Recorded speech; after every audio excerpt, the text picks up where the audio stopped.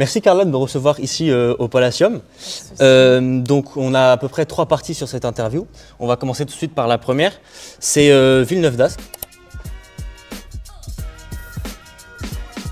Donc cet été tu débarques dans le Nord après 2 saisons du côté de Tarbes où tu récoltes le titre de meilleur jeune en 2023 et 5 majeurs l'année dernière. Première question simple, pourquoi tu as choisi Villeneuve? Franchement, Villeneuve, c'était le club qui m'intéressait le plus en France. Dès la fin de ma première saison à Tarbes, j'avais déjà pu échanger avec Rachid un petit peu. Puis j'ai voulu terminer mes 2 premières années à Tarbes parce que vu que je m'étais embarquée dans ce projet, ça me tenait à cœur de finir. Et puis je suis restée un peu en contact avec Rachid, j'ai échangé avec lui durant ma 2e saison. Et puis mon avis n'avait pas changé, ça a toujours été resté le même et que je voulais absolument aller à Villeneuve, donc je me suis engagée assez tôt avec eux et puis j'ai rejoint Villeneuve du coup cette saison. Est-ce que tu avais d'autres propositions? Vu que j'ai signé assez tôt, franchement je ne me suis pas trop intéressée à ce que j'avais. J'en ai eu quelques-unes de clubs à l'étranger après la fin de mes playoffs, mais j'avais déjà signé avec Villeneuve, donc voilà. Ça marche. Et du coup, tu m'as dit que tu as parlé avec Rachid. Est-ce que tu savais que ça allait être une année de transition entre guillemets pour le club un peu? Avec la perte de joueuses majeures comme Janelle, etc. Au début, non, je ne savais pas trop. Vu que j'ai signé assez tôt, je ne savais pas du tout comment l'équipe allait être construite. Après, au fur et à mesure, j'ai appris qu'il y avait 2 joueuses qui allaient venir, 2 joueuses qui allaient partir justement. Mais je ne me suis pas forcément intéressée à ça. Je savais que pour moi, ça allait être un bon projet, Villeneuve, avec des attentes supplémentaires. J'allais jouer l'Euroleague en plus de ça. Donc non, je ne me suis pas trop préoccupée par rapport à ça. On s'était vu en septembre, tu nous avais dit que tu avais de grandes ambitions. La saison elle débute assez mal, à l'époque. Et c'est quoi ton état d'esprit quand les défaites s'enchaînent comme ça? Je me dis qu'il faut toujours tirer des leçons. Je pense que c'est sûr que ce n'était pas la saison dont je m'attendais en ayant signé ici. Mais je pense que c'est quelque chose qui peut m'apporter plusieurs points positifs dans le futur. Ça se trouve, je vais encore connaître des saisons assez compliquées comme celle-là. Donc autant entre guillemets les vivre jeunes. Comme ça, après, en accumulant de l'expérience, gérer mieux ce genre de situation. Tu m'as dit que tu étais venu pour Rachid. Comment tu as vécu le changement de coach? C'est vrai qu'au début, c'était pas facile, entre guillemets, parce que j'étais venue à la base pour lui. Après, j'ai appris à connaître Maxime. C'est une très bonne personne, humainement, il est super. Et non, franchement, j'aime vraiment la personne, je m'entends super bien avec lui. Donc ça a été plus facile que ce que je pensais. Et voilà. Et comment Rachid t'a annoncé la nouvelle qui partait en WNBA? Il m'a dit, je me rappelle plus si c'était par appel ou par... Non, il m'a dit de venir dans son bureau. Et on a discuté de comment je me sentais. Puis après, il m'a annoncé qu'il avait reçu une proposition de Connecticut. Et sur le moment, je lui ai dit que je comprenais totalement. Même si moi, demain, je reçois une offre d'un des plus grands clubs, bien sûr que je vais directement foncer. Donc je lui ai dit que je comprenais et en aucun cas, je le prenais mal qu'il parte et qu'il ne se sente pas nous abandonner ou quoi que ce soit. Ça marche. Tu as beaucoup de responsabilités avec Rachid et ça a continué avec Maxime. Tu joues beaucoup en début de match souvent, tu joues les 12 premières minutes. C'est quelque chose que tu aimes ça, genre avoir les clés du camion direct? Oui, bien sûr, c'est ce que j'aime. J'ai commencé à être habituée à Tarbes. Je pense que j'avais à peu près aussi ce rôle-là, de jouer beaucoup avec pas mal de responsabilités. Donc oui, c'est quelque chose que j'aime et je prends le rôle à cœur pour essayer de rendre l'équipe meilleure. Tu as été très bien accueilli par les anciennes, tu m'avais dit aussi, genre Caro, Chavante. Dans la vidéo ce week-end que j'ai vue, tu fais des entraînements avec Chavante avant, elle t'a prise sous son aile. Et c'est quoi ton regard là-dessus? L'année dernière, par exemple, quand j'étais à Tarbes, j'admirais beaucoup Isabelle Yacoubou. Ce genre de joueuses qui ont eu beaucoup d'expérience et qui peuvent m'apprendre beaucoup de choses. J'ai toujours un œil attentif sur elle. Donc forcément, Zi, c'était à peu près la même chose. Chavante, c'était à peu près la même chose. Surtout qu'en plus, c'est un peu plus mon poste que Isabelle Yacoubou. Donc je me reflète encore plus par rapport à elle. Et non, franchement, je suis super contente qu'on puisse faire tout ce travail en extra. Ça m'apporte beaucoup, même au niveau de la confiance et tout. Non, franchement, je suis super contente. Super. Si on parle technique un peu, comment tu prépares un match? Comment je prépare un match? Déjà, ça dépend. Si c'est à domicile, j'ai vraiment une routine prédéfinie. Après, à l'extérieur, il y a des trucs que je ne peux pas trop contrôler. Mais sinon, si je parle plus à domicile, je viens 2 heures avant, je mange à peu près tout le temps le même repas. Et puis après, je fais mes petites routines. Hugo, je fais un petit truc avant de commencer mon échauffement. Et puis après, il y a le truc, l'échauffement collectif qui commence. Mais j'avoue que j'aime bien que ça soit bien prédéfini, bien détaillé. Ok, ça marche. T'as un profil un peu 1-2, entre guillemets, combo guard. Là, tu joues avec Caro, par exemple, vous startez et toi, tu joues plus sur le poste 2. C'est quoi ton poste de prédilection, entre guillemets? J'ai commencé le basket en jouant plus 2. Après, à Tarbes, j'ai commencé à apprendre à jouer 1. Je jouais vraiment que 1. Et cette année, c'était je sais pas trop comment expliquer. Au début, je jouais plus 1, vu qu'il y avait Caro qui était blessée, Mep n'était pas encore arrivé. Puis là, j'ai basculé que sur le poste 2 parce que du coup, Mep et Caro sont plus meneuses. Mais si je devais choisir, franchement, j'ai pas vraiment de préférence. J'aime bien jouer les deux. Enfin, par exemple, de pouvoir associer 1 et 2, franchement, ça serait l'idéal pour moi. Et il y a eu beaucoup de turnover cette année. Comment justement toi en tant que 1-2 entre guillemets qui a le ballon dans la main sur pas mal de systèmes, comment tu recrées des automatismes avec les joueuses? C'est vrai que c'est pas facile, je pense que c'est ça qui nous a porté préjudice un peu, de devoir recréer des connexions avec des joueuses parce que ça peut être pas évident pour des personnes extérieures, mais on a besoin d'un temps pour vraiment bien se connaître et bien jouer l'une envers l'autre. Donc je pense que vu qu'on a cette année on a connu ça, c'est plus dans l'échange, par exemple le extra basket, lui demander ce que tu préfères, où est-ce que tu préfères jouer et tout, ça fait gagner du temps, quoi. Ouais. Et justement, tu disais que le travail avec Chavante, tu sentais que ça t'apportait beaucoup. Je pense que malgré les résultats un peu décevants, entre guillemets, tu as grandi individuellement et en maturité, etc. Oui, je pense que grâce à elle déjà j'ai progressé là-dessus, mais même, je suis encadrée de filles qui ont vécu pas mal de choses, comme Meili, comme Caro, je vais pas tous les citer, mais j'apprends un peu de chacune, donc bien sûr que je grandis individuellement, mais aussi au biais de toutes ces personnes. Ça marche. Est-ce que, forcément c'est une question piège, est-ce que tu trouves le public plus bruyant ici qu'ailleurs?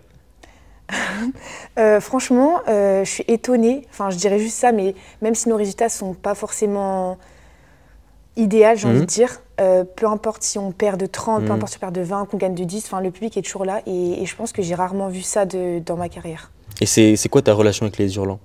C'est compliqué parce que quand on perd, forcément, c'est compliqué d'être là et d'être en face d'eux et de se dire on a perdu et au final ils sont encore là à nous soutenir, mais par exemple, je sais que je parle pas mal avec certains hurlants, donc non, j'ai une bonne relation avec eux. Ok.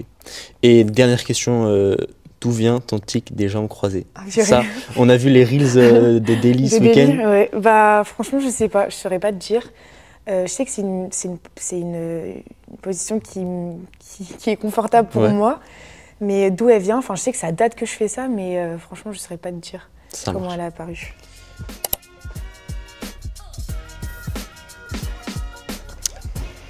La meilleure joueuse individuellement avec laquelle tu as joué? Putain, je dois répondre vite en plus. Je pense que je dirais Zi. Ok. Zelius. La meilleure joueuse individuellement que tu as affrontée? Que j'ai affrontée putain, c'est dur. Je pense que je dirais Peterson. La meilleure salle d'Europe selon toi? Je pense que je dirais Saragosse de ce que j'ai fait. Là où j'ai joué? Ouais, ou ce que tu penses? Je dirais Saragosse, je suis déjà allée, c'était pas mal. La meilleure joueuse de basket de l'histoire, selon toi? C'est dur. Maya Moore, je pense.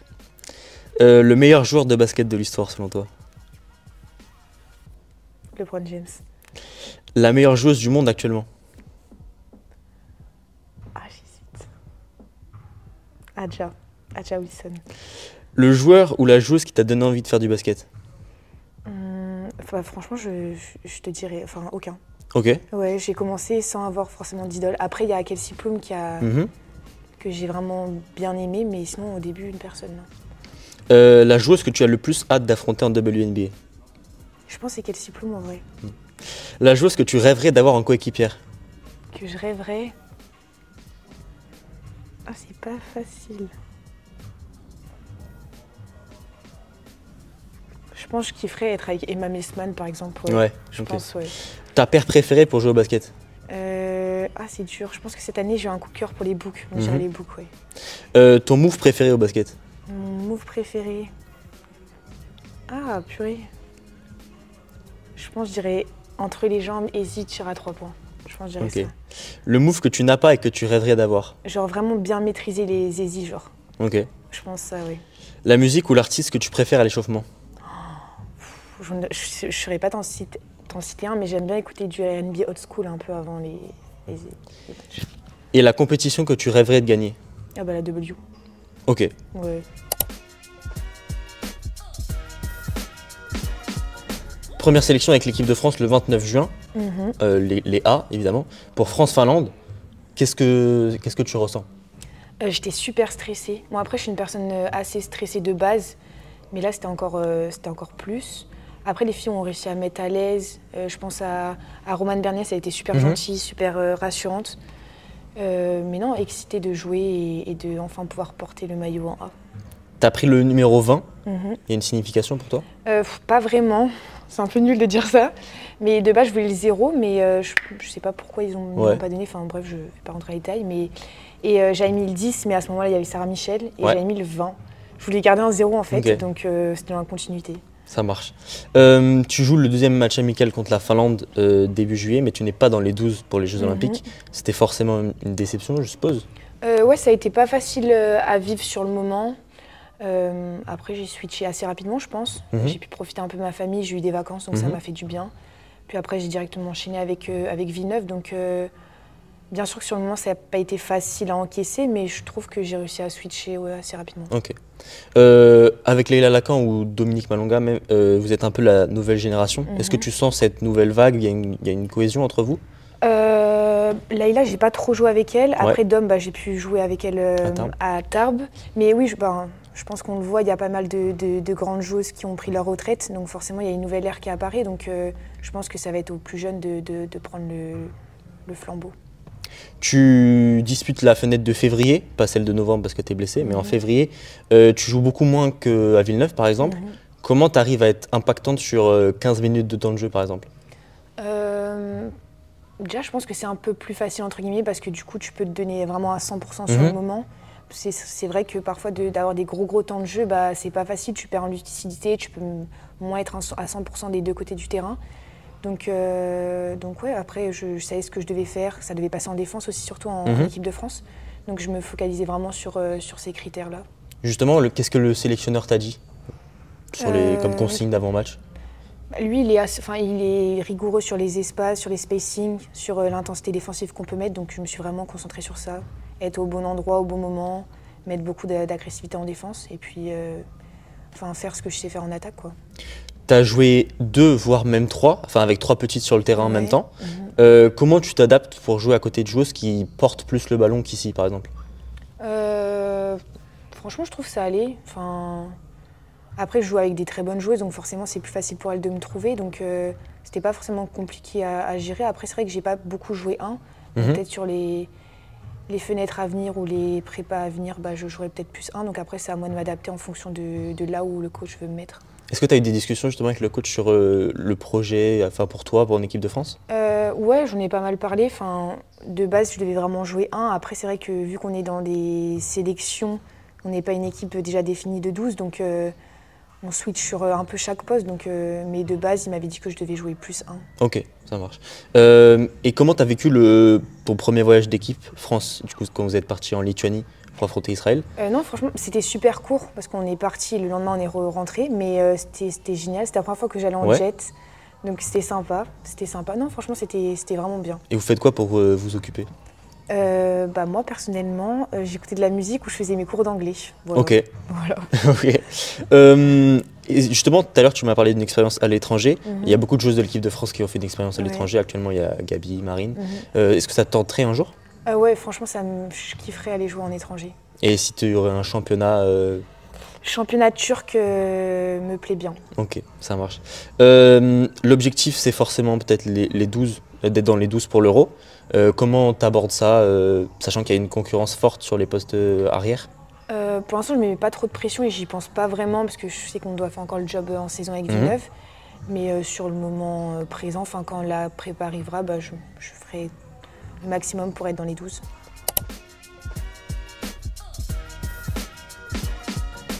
Quel est ton record de points en professionnel? Oh putain.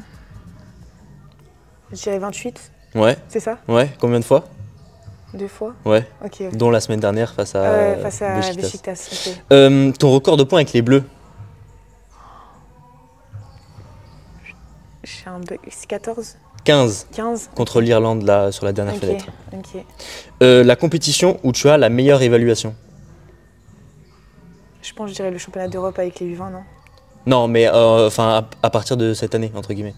Comment ça? En pro, quoi. Ah, en pro? Je sais pas. L'Eurocup. L'Eurocup? Là, cette saison. Ok. 19,6. Ok, ah ouais, je pense pas que j'aurais dit ça. Ton record de passes décisives cette saison? Ah, cette saison? Moi, je dirais un 8. 8. 8. 9 contre okay. Landerneau le premier match. Ok. Et enfin, combien de lancers marques-tu en moyenne par match? Oula, cette année, je suis pas très forte. Donc bon, en match, je dirais 4, non? 4,4. Okay. Et t'es leader de la ligue en nombre de lancers francs marqués. Marqués, ok. Et nombre de lancers francs tentés aussi. Ok.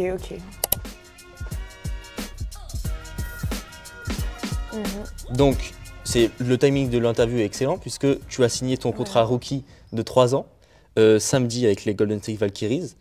Déjà, si on revient sur la draft, c'était ton rêve d'aller en WNBA? Ouais, franchement, c'était mon objectif ultime. J'aime pas trop parler de rêve parce que pour moi, je préfère mettre le mot objectif. Ouais, mais ouais, c'était vraiment la chose dont je voulais vraiment faire partie, quoi.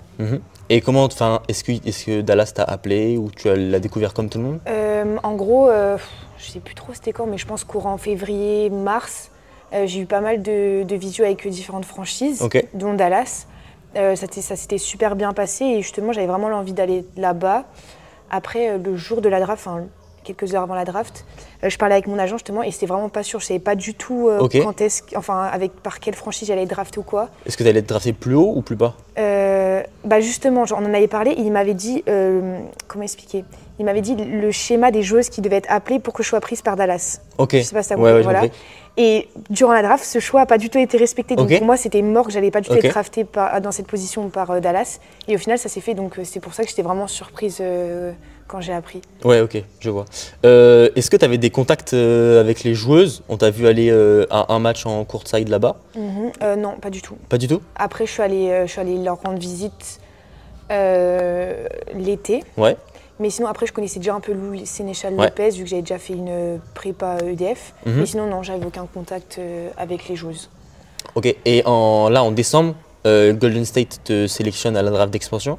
Est-ce que tu savais que tu n'étais pas protégé par Dallas? Non, je ne savais pas. Et donc, tu as appris comme tout le monde Mon agent m'a appelé. J'étais en train de manger avec une coéquipière, je pense.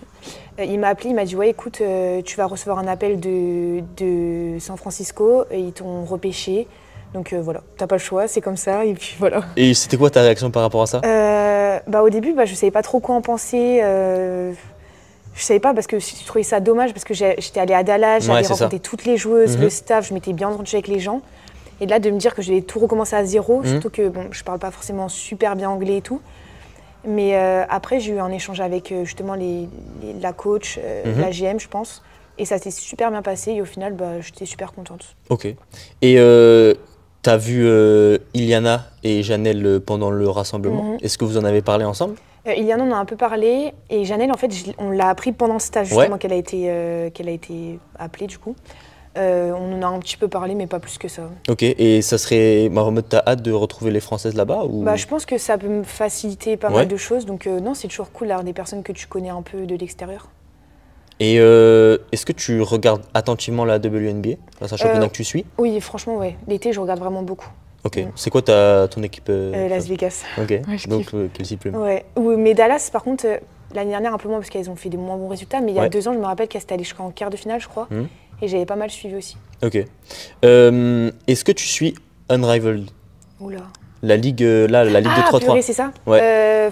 J'ai suivi le concours de 1 contre 1. Ouais. D'ailleurs, c'est Nafisa Coder qui a gagné. Ouais. Mais sinon, pas trop, non. Je vois des highlights sur Insta, mais je ne suis pas plus que ça. Ok.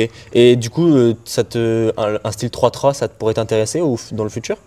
Pourquoi pas, franchement, pourquoi pas, à voir. Et dernière question, là, comment tu vas faire en mai? Tu pars à Golden State pour la saison ou pas? C'est compliqué, il faut que je vois avec le club, il y a plusieurs choses qui sont à prédéfinir, mais normalement, dès que je finis ma saison, je devrais partir là-bas. Ok, ça marche. Merci beaucoup, Carla. Pas de soucis.